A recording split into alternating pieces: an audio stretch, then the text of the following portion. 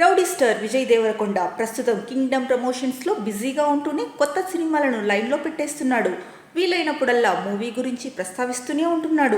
తాజాగా ఆయన Filmfare మ్యాగజైన్కు interview ఇచ్చారు. ఇందులో అనేక విషయాలను పంచుకున్నారు. నేను సినిమాల విషయంలో ఎప్పుడూ డైరెక్టర్లని ఫాలో అవుతాను. వారు చెప్పిందే చేస్తాను.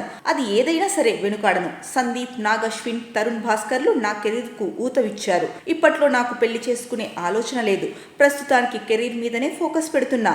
రష్మిక చాలా మంచి అమ్మాయి. ఆమెతో మరిన్ని సినిమాలు చేయాలని ఉంది.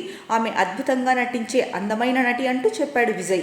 రష్మికలో మీకు కాబోయే భార్య లక్షణాలు ఉన్నాయా అంటూ రిపోర్టర్ ప్రశ్నించారు. దానికి విజయ్ స్పందిస్తూ మంచి మనసు ఉన్న అమ్మాయి ఎవరైనా ఓకే అంటూ ఇండైరెక్ట్గా చెప్పాడు. విజయ్ చెప్పిన దాన్ని బట్టి చూస్తే ముందు రష్మికను మంచి అమ్మాయి అన్నాడు.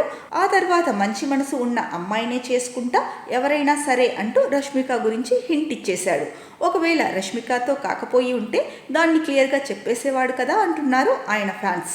మొత్తానికి రష్మికతో రిలేషన్ను ఇండైరెక్ట్గా విజయ్ ఒప్పేసుకుంటున్నాడని ఆయన అభిమానులు చెబుతున్నారు. ఇక రష్మిక విషయానికి వస్తే 1996 ఏప్రిల్ 5న కర్ణాటకలోని విరాజ్పేట్లో జన్మించారు. ఆమె కూర్గ్ పబ్లిక్ స్కూల్లో చదువుకుంది. ఇక రష్మిక సైకాలజీ, జర్నలిజం, ఆంగ్ల సాహిత్యంలో బ్యాచిలర్ డిగ్రీని సంపాదించింది. ఇక Rashmika Bengaluru times 25 most desirable women in 2014 జాబితాలో చోటు సంపాదించింది. 2016లో ఆమె స్థానం 24వ స్థానంగా ఉండగా 2017లో ఆవిడ మొదటి స్థానం సంపాదించింది. ఇక 2014లో రష్మిక మోడలింగ్ ప్రారంభించింది. ఇక అదే సంవత్సరం clean and clear fresh face of India title గెలుచుకుంది. క్లీన్ అండ్ క్లియర్ బ్రాండ్ అంబాసిడర్గా చేసింది. ఆ తర్వాత ఆమె కిరిక్ పార్టీ అనే కన్నడ చిత్రంలో నటించింది. ఆ చిత్రంలో ఆమె నటనకు గాను ఆమె విమర్శకుల నుండి ప్రశంసలు పొందింది.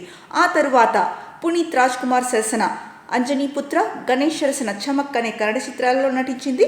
ఇక నాగశౌర్యతో కలిసి నటించిన చలో ఆమె తొలి తెలుగు చిత్రం. 2021లో విడుదలైన సుల్తాన్ రష్మికకు తొలి తమిళ చిత్రం. అలాగే ఇదే సంవత్సరంలో మిషన్ మజ్ను సినిమా ద్వారా ఆమె బాలీవుడ్లో అడుగుపెట్టింది.